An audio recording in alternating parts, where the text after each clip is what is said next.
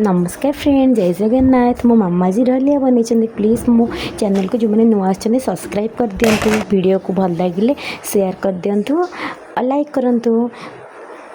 प्रथमे ढलिया बनवाई आपण प्रथमे तेल गरम करेंगे। तेल भल कि बादाम काजू भाजीदेवे। से जीरा पकेबे, जीरा पर कंचा लंका भृषंग पत्र देती भल कि भाजी कटा पियाज आ कटा टमाटो पकेबे। के कषिला फुलकोबी, गाजर, मटर मंजी, कैप्सिकम, बीट जहाँ भी आप परिवा देपर आलू सब देवे। भल कि बीन्स देके लुण और हलदी टिके भल कि फ्राए करदेवे। तापर आप आमर ढलिया देदेवे। ढलिया पकईकि आप किसी समय तो सीझे देवे। आइदर आप मैंने कड़े करें कि प्रेसर कुकर करें। जस्ट टिके स्लाइड चीनी देवे, पानी दे देके सीझे बहुत टेस्टी लगे।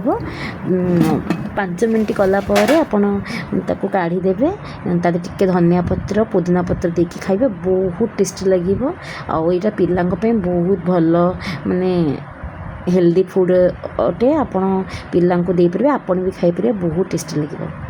देखो मो झील को मुझे देखी केमती लगुच कह। पूजा नियो तुम डलिया खाई को केमती लगुच।